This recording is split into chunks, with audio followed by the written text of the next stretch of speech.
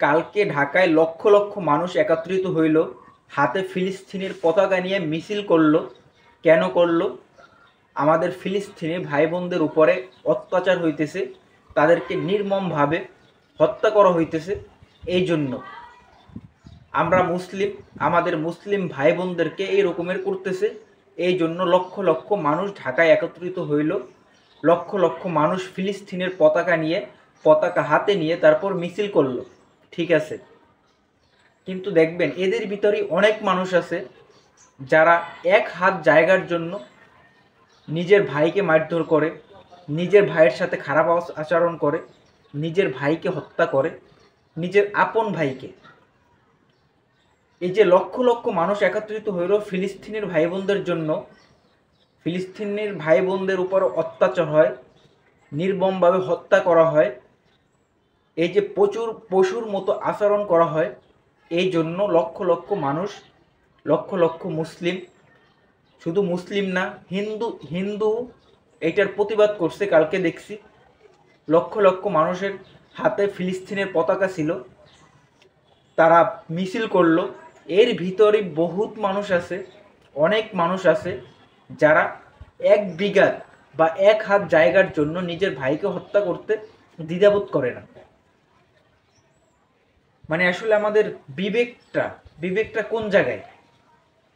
আমি এইটা বলতেছি না যে নিজের ভাইকে হত্যা করছে এই জন্য ফিলিস্তিনের পাশে দাঁড়াইতে পারবা না, বা ফিলিস্তিনের উপর যে হত্যাটা হইতেছে, ফিলিস্তিনের উপর যে অত্যাচার হইতেছে এইটার বিরুদ্ধে কথা বলতে পারবা না, বা এটার বিরুদ্ধে প্রতিবাদ করতে পারবা না। একটু এই কথাটা বলতেছি না। আমাদের দায়িত্ব, শুধু আমাদের না, শুধু মুসলমানদের না, পুরো দেশের মানুষের, পুরো বিশ্বের মানুষের দায়িত্ব যে ফিলিস্তিনের উপরে যে কোনো কারণ ছাড়া নির্মমভাবে যে হত্যা করা হইতেছে, ফিলিস্তিনের পক্ষে দাঁড়ানো আমাদের পুরো বিশ্বের দায়িত্ব। হিন্দু মুসলিম বুঝি না, মানুষ হিসাবে সকলের দায়িত্ব। কিন্তু আমি জাস্ট এই কথাটা বলতে চাইতেছি যে বাংলাদেশের প্রায় সব জায়গা থেকেই মানুষ আসছে কালকে ঢাকায়, প্রায় সব জায়গা থেকে ফিলিস্তিনের পক্ষে দাঁড়ানোর জন্য। ফিলিস্তিনের ভাই বোনদেরকে হত্যা করা হয় এই জন্য, কিন্তু এদের ভিতরে অনেক মানুষ আছে যারা এক বিঘা জায়গার জন্য বা এক হাত জায়গার জন্য নিজের ভাইকেও ছাড়ে না, নিজের ভাইকে হত্যা করে, নিজের ভাইয়ের ভিতরে সম্পর্ক ছিন্ন করে, নিজের ভাইয়ের উপরে অত্যাচার অবিচার করে শুধু এক হাত জায়গার জন্য। আমাদের আসলে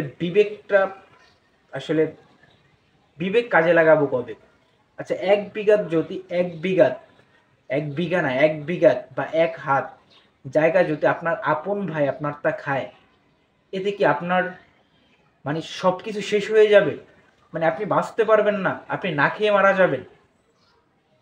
কখনো না।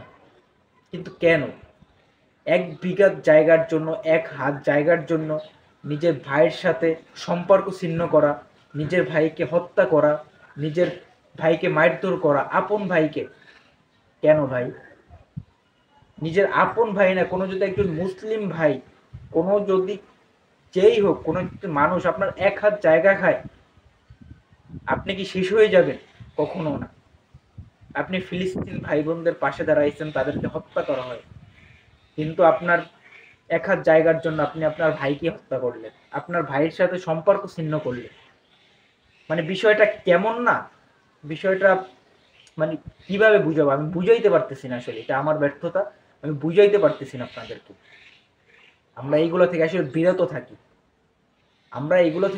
থাকি, ফিলিস্তিনের ভাই বোনদেরকে হত্যা করে আমাদের হত্যা করতেছে, আমাদের যে মনটা টানতেছে, নিজের ভাইকে যখন নিজে এক হাত জায়গার জন্য হত্যা করতেছেন বা সম্পর্ক ছিন্ন করতেছেন, তখন তো মনে কষ্ট লাগার কথা না?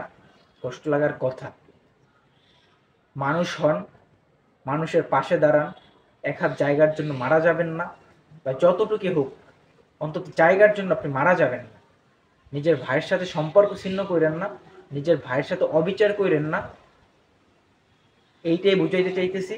জাস্ট ফিলিস্তিনের যে এই ইস্যুটা নিয়ে একটা উদাহরণ দিয়ে বুঝাইলাম। আমরা সবাই ফিলিস্তিনের পাশে আছি, আমরা সবাই এটার প্রতিবাদ করব ইনশাআল্লাহ।